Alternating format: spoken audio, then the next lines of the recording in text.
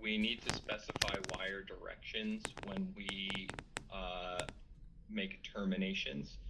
Otherwise, we won't be able to determine what pin we're terminating to. So we'll cover that. That's kind of the trickiest one to look out for when we talk about making different types of connections. We're going to be adding a motor schematic in exercise 4. Then in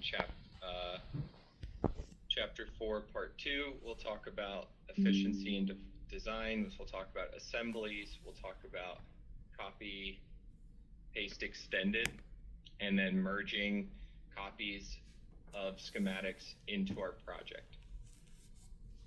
The big exercise today will be exercise 5, 3 panels in 30 minutes. So creating 3 different schematics. And then we'll do kind of like what we did with the panel, where we went through the manufacturing extracts. We'll talk about exporting and importing and some other documentation pieces from the schematic side. This will include running through a terminal plan, using a simple variant and option example, and then we'll cap it off with the add-on tools that are related to schematic.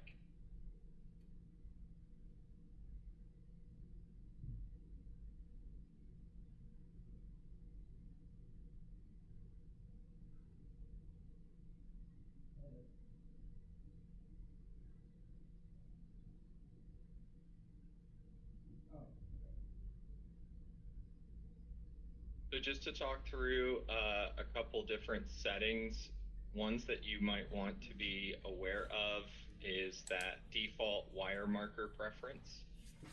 That is located in the connection tab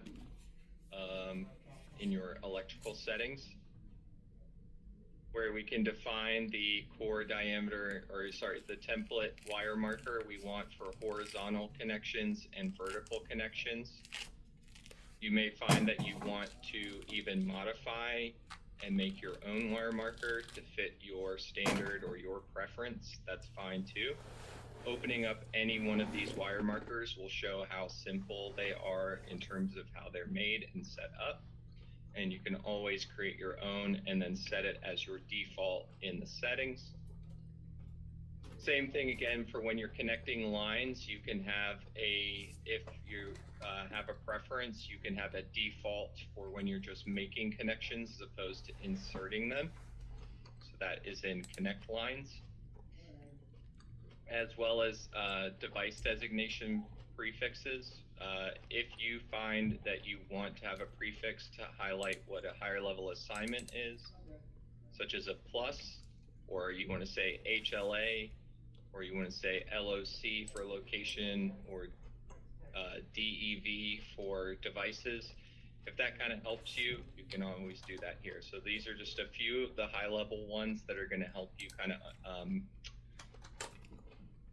orient yourself a little bit better and make things a little bit clearer for those people that you're going to be sharing your documents or your drafts and design work with.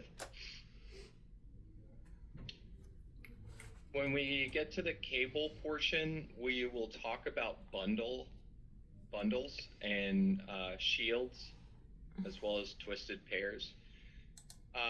There is really,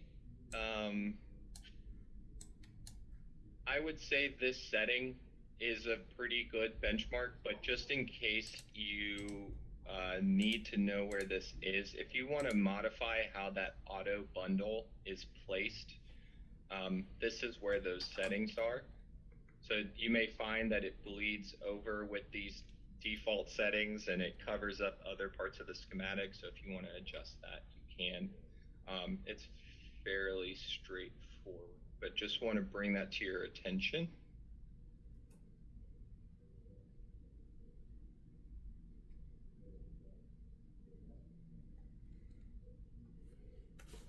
Second set of settings we want to talk about is just all about personal preferences and existing design directions for your organization. things here would be when I delete a graphic representation. So when I delete a logic line, do I want to delete the signal when I do that? Do I want to just delete that system generated signal, or do I want to delete the core and wire as well? Or do I want it to be cached